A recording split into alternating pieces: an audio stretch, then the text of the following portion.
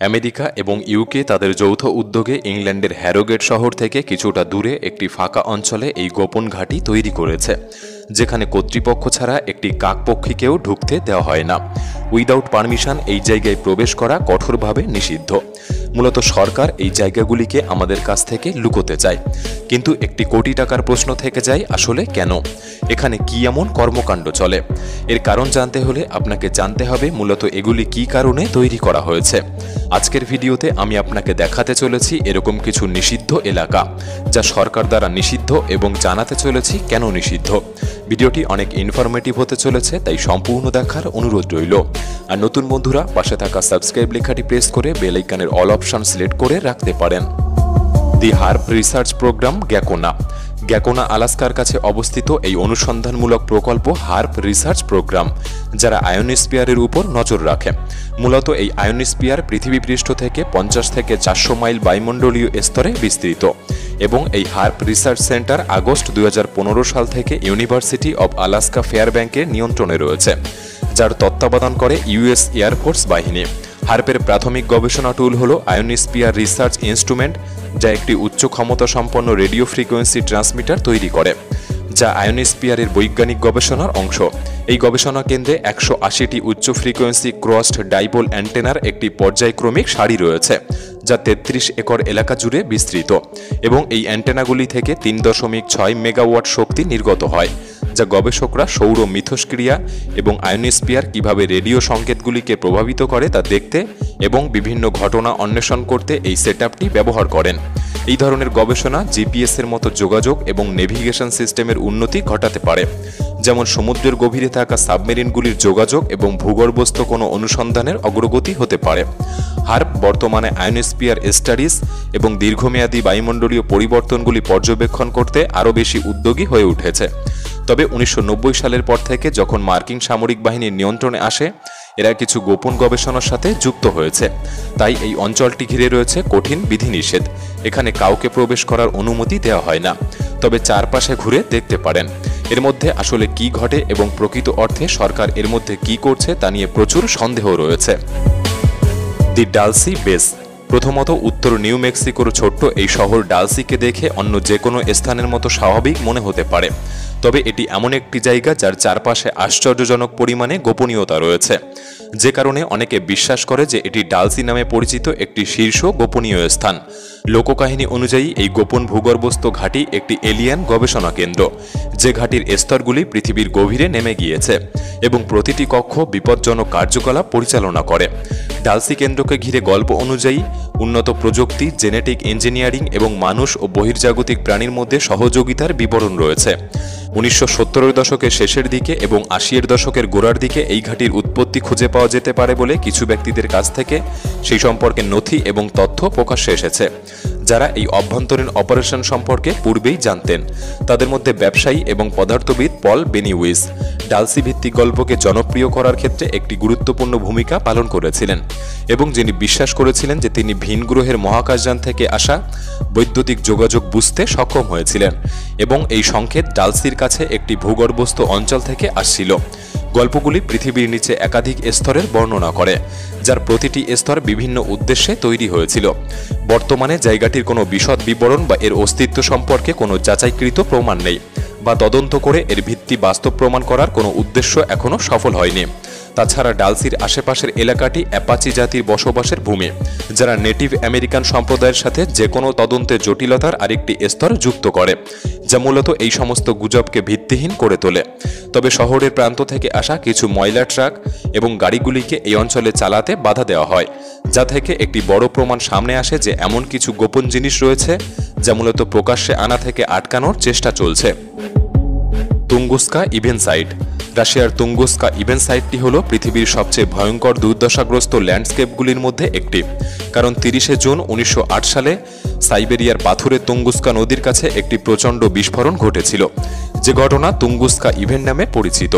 এই বিস্ফোরণের কেন্দ্রস্থল থেকে বহু দূরে রেডিয়াল প্যাটার্নে প্রায় 770 বর্গ মাইলের বেশি বনভূমিকে সমতল করে দিয়েছিল এবং 80 মিলিয়ন গাছকে উপড়ে ফেলেছিল। আশ্চর্যজনকভাবে, যদিও বিস্ফোরণের তীব্রতা 10 থেকে 15 মেগাটন টিএনটি এর সমতুল্য বলে বিশ্বাস করা হয়, কিন্তু ভূপৃষ্ঠে এর কোনো খাত পাওয়া যায়নি। বিজ্ঞানীরা বিশ্বাস করেন যে বিস্ফোরণটি একটি উল্কা বা ধূমকেতুর একটি খণ্ডের বায়ু বিস্ফোরণের কারণে হয়েছিল, যে খণ্ডটি পৃথিবীর পৃষ্ঠ থেকে কয়েক মাইল উপরেই বিচ্ছিন্ন হয়েছিল। বর্তমানে এই স্থানটিকে ঘিরে বিভিন্ন মিথ, ষড়যন্ত্র এবং জল্পনা কল্পনা শুনতে পাওয়া যায়, যা এলিয়ান, স্পেসক্রাফট এবং ব্ল্যাক হোলের মতো বস্তুগুলিকে দায়ী করে। এই রহস্যময় ঘটনাটিকে আরও উৎসাহিত করে স্থানটির দূরবর্তী অবস্থানের কারণে। ঘটনাটি ঘটার 100 বছরের বেশি সময় ধরে গবেষকরা বোঝার চেষ্টা করছে এর পেছনে কী কারণ থাকতে পারে। গবেষকরা ইতিমধ্যে গাছপালা নিদর্শন, মাটি নমুনা এবং এমনকি এই এলাকায় পাওয়া মাইক্রোস্কোপিক গোলক অধ্যয়ন করেছে। তুঙ্গুস্কা ইভেন্ট সাইটে প্রবেশাধিকার অত্যন্ত সীমিত হওয়ার প্রাথমিক কারণ সাইবেরিয়ার প্রত্যন্ত অঞ্চলে এর অবস্থান। কঠোর ভূখণ্ড, অবকাঠামোর অভাব যা পর্যটক এবং অবৈজ্ঞানিক দর্শকদের পক্ষে পৌঁছানো কঠিন করে তোলে। তাছাড়া রাশিয়ান সরকার এবং স্থানীয় কর্তৃপক্ষ সাইটটি রক্ষা করার জন্য বিধিনিষেধ প্রয়োগ করেছে। সরকারিভাবে এই বিধিনিষেধগুলি পরিবেশের প্রাকৃতিক অবস্থা রক্ষা করার জন্য, সম্ভাব্য মূল্যবান উল্কাখণ্ডের লুটপাট বন্ধ করতে এবং বৈজ্ঞানিক গবেষণা কোনো বাধা ছাড়াই পরিচালনা করতে। তবে এমনও শুনতে পাওয়া যায় এখানে সমৃদ্ধ এবং বিরল খনিজ থাকতে পারে, যা কর্তৃপক্ষ গোপনভাবে কিছু করতে চায়। ইয়ান মাইন, নরওয়ে। ইয়ান মাইন হল আর্কটিক মহাসাগরের একটি দূরবর্তী আগ্নেয়গিরির নরওয়েজিয়ান দ্বীপ, যা তার রুক্ষ ল্যান্ডস্কেপের জন্য পরিচিত এবং এর বিচ্ছিন্ন অবস্থান ও গোপন ইতিহাসের কারণে রহস্যে আচ্ছন্ন। এটি 34 মাইল দীর্ঘ এবং প্রায় 144 বর্গমাইল এলাকা জুড়ে, যেখানে কোনো স্থায়ী বাসস্থান নেই। এটি 35 জন অস্থায়ী বাসিন্দার জনসংখ্যাকে আশ্রয় দিয়েছে, যারা এই দ্বীপে নরওয়ে রেডিও সংযোগ এবং আবহাওয়া কেন্দ্র পরিচালনার জন্য কাজ করছে। এই দ্বীপগুলির সবচেয়ে বড় বৈশিষ্ট্য হল অনুর্বর বার্ক আগ্নেয়গিরি, যা পৃথিবীর উত্তরের সবচেয়ে সক্রিয় আগ্নেয়গিরি এবং যেখানে সর্বশেষ 1985 সালে অগ্ন্যুৎপাত হয়েছে। এর দুর্গমতা সত্ত্বেও ইয়ান মাইন হিমবাহ এবং আগ্নেয়গিরির ল্যান্ডস্কেপ বিজ্ঞানীদের কাছে একটি আগ্রহের জায়গা। ঘন ঘন কুয়াশা এবং ঝড়সহ আর্কটিক জলবায়ু দ্বারা প্রভাবিত পরিবেশ এবং আশেপাশের জল যা সমৃদ্ধ ও সামুদ্রিক জীবন, যেমন সামুদ্রিক পাখি এবং সিলের বিশাল জনসংখ্যাকে সমর্থন করে। এই সমস্ত কারণে ইয়ান মাইনকে 2010 সালে নরওয়ে দ্বারা প্রকৃতি সংরক্ষণ হিসেবে মনোনীত করা হয়েছিল। এর চারপাশে 200 নটিক্যাল মাইল একচেটিয়া অর্থনৈতিক অঞ্চল রয়েছে। তবে সন্দেহ রয়েছে যে এই দ্বীপে প্রবেশের বিধিনিষেধগুলি আসলে কী কারণে করা হয়েছিল। কিছু তথ্য উঠে আসে যে মানুষেরা প্রথম 17 শতকে এই অঞ্চল ব্যবহার করেছিল, যখন ডাচরা এটি আবিষ্কার করে। তখন নাকি এখানে প্রচুর তিমি শিকার হতো। এছাড়া দ্বীপটি একটি বৈজ্ঞানিক অনুসন্ধান এবং আরও গুরুত্বপূর্ণভাবে এটি ন্যাটো সামরিক ঘাঁটির একটি গোপন স্থান ছিল। বিশ্বাস করা হয় এটি এখনও সেই গোপনীয়তার অধীনে সক্রিয় রয়েছে। RAF Menwith Hill. ইংল্যান্ডের উত্তর ইয়র্কশায়ারে অবস্থিত RAF মেনউইথ হিল একটি অত্যন্ত গোপনীয় এবং অত্যন্ত গুরুত্বপূর্ণ সামরিক ঘাঁটি, যা ইউকের প্রতিরক্ষা মন্ত্রণালয়ের সাথে আমেরিকা দ্বারা পরিচালিত। এই জায়গাটি সবচেয়ে গুরুত্বপূর্ণ সম্পদগুলির মধ্যে একটি এবং গোয়েন্দা ক্রিয়াকলাপের নেটওয়ার্ক যা বিশ্বব্যাপী বিস্তৃত। এই বিশাল আকৃতির সাদা গল্ফ বল আকারের বিল্ডিংগুলি অত্যাধুনিক সরঞ্জাম দিয়ে সজ্জিত, যা স্যাটেলাইট থেকে যোগাযোগকে বাধা দিতে সক্ষম। এটি ঠান্ডা যুদ্ধের সময় তৈরি হয়েছিল এবং প্রাথমিক মিশন ছিল গোটা বিশ্বের সামরিক ও কূটনৈতিক যোগাযোগের উপর নজরদারি করা।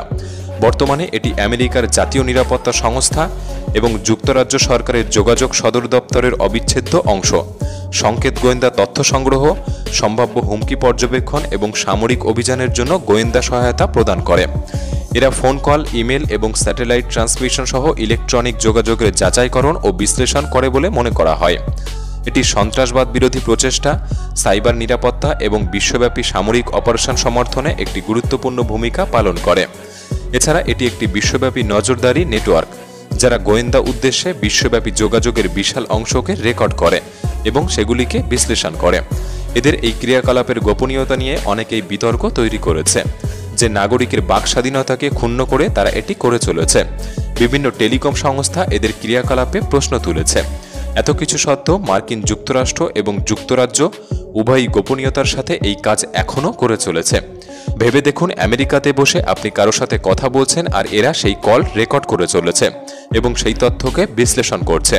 বিষয়টি একদিক থেকে ভুল মনে হলেও জাতীয় নিরাপত্তায় এটি একটি ভালো পদক্ষেপ। এই বিষয়ে আপনার কি মতামত আমাদের কমেন্ট বক্সে জানাতে পারেন।